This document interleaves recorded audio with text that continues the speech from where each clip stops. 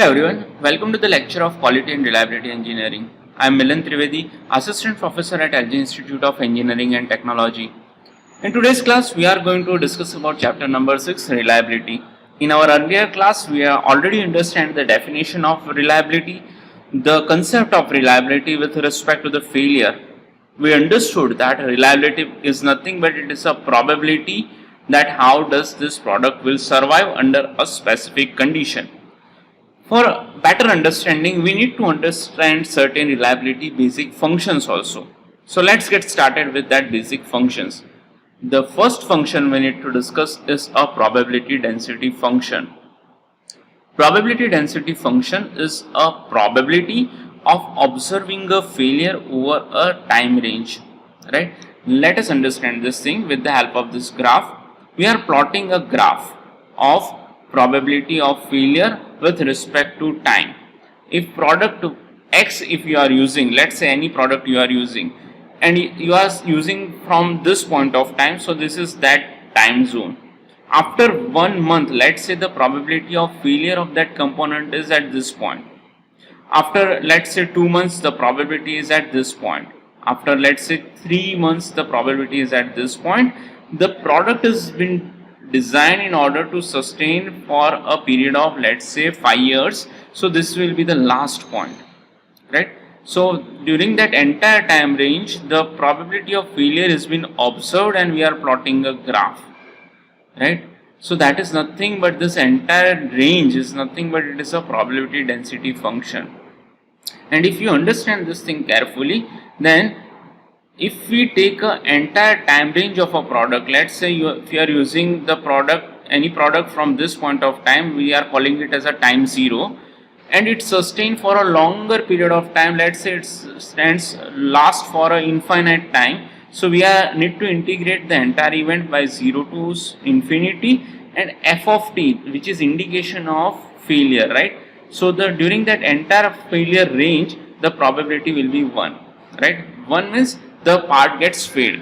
During the entire time range, if you sum up, obviously the failure will happen, right? So that is nothing but a probability density function. 0 to infinity, small f of t, dt will become 1 if we take a entire time range. If we take for small time, instead of infinity, let's say if you are writing 3 months, then it will be at somewhere over here. So naturally this value will be less than 1. The next function we need to understand is a cumulative function. It is denoted by capital F of t. Probability density was indicated by small f of t, cumulative is indicated by capital F of t. Now in the case of probability density function, we are integrating entire time range, right? But if any of the product fails before the design time, let's say the product is designed to sustain for 5 years, but if it is failing by this point of time, which is 2 years, right? We are indicating by let's say small t, right?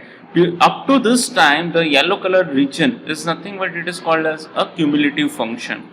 Okay, how to find out that thing? We need to integrate 0 to up to small t, which is time interval, f of t, right, which is a function of or probability of failure, which is represented on y-axis. If we integrate that, we will get some value which is nothing but it is a cumulative function. The another one is a reliability function, which is exactly opposite to the cumulative function, right? Cumulative function was indicating about the failure part. Reliability is indicating about the chances of survival, right? So the reliability function has been given as a probability of success, right? Obviously when the product is new, the chances of failure is 0. So naturally the reliability function will be 1. And if the product is failed, then it will be indicated as 0, right?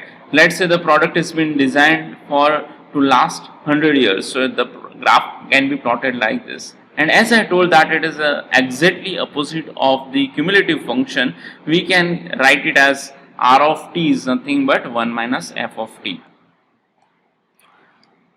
Now this another graph is a common representation of all the 3 basic functions we understood, right? That is a probability density function, cumulative density function and reliability function.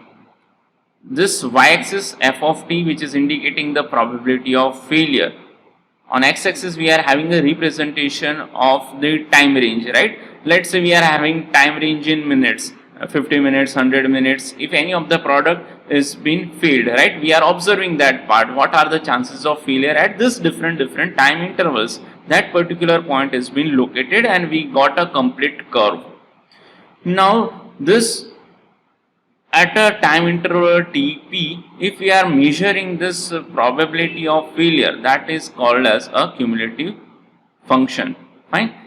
And the product has been designed, let's say, to last for 300 years. So from 250 to 400, this range will be act as a reliability probability, right? That still the product will last this much longer. Okay. So one confusion will arise that how does this particular equation is come, right? This equation is nothing but it is a mathematical representation of a curve which has been plotted, right? Any of the curve can be related with the form of a mathematical equation, right? So based on the curve generation, we can relate that with some mathematical equation, right? It can be any equation. So just a random equation has been taken in this particular scenario. But what we need to understand is small f of t, capital F of t and R of t. Now let us understand the conditional distribution and the residual life. Again, see, if any of the product is having this age x, it is designed to last for, let's say, capital T, and let's take the capital time t is 5 years. The product is reliable up to 5 years and already 2 years has been passed. Let us take that is small x, right? So this capital T minus x is nothing but it is called as a residual life. Means in our case 5 years is the reliability time, 2 years is already been passed, so 5 minus 2, that is 3 years, is nothing but it is called as a residual life. And if you want to know the cumulative distribution function of this residual life, that is the area under this particular curve, then it can be find out by capital F of t minus capital F of x. This is nothing but it is a cumulative function at time interval t and time interval x divided by the reliability at x interval of time, right? If you do this mathematics, you can find out the cumulative distribution function of the particular item at time interval x. Another one is a failure rate or the hazard rate.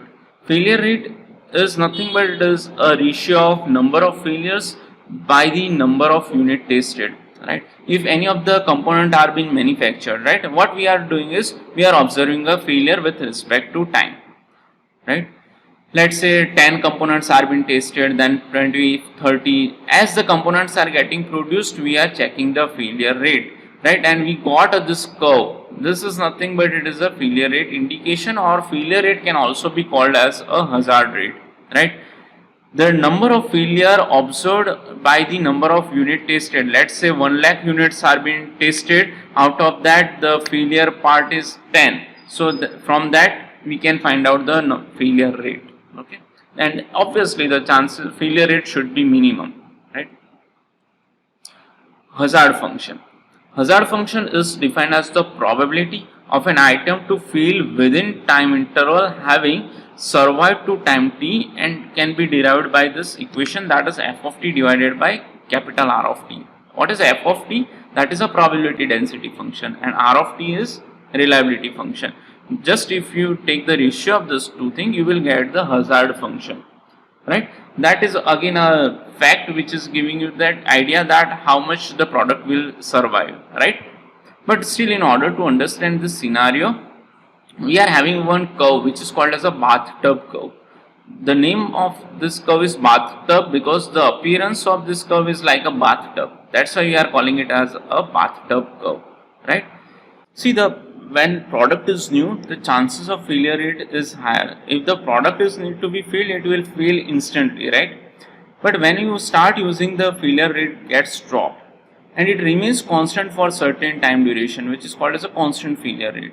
But after certain point of time, again the chances of getting failure of that component will increase, right? So the entire curve appear like a path curve. Initially the failure rate decreases, then it remains constant, and then it will start increasing, right? So that is all about the bathtub curve. That's all for the today's class. Thank you for watching.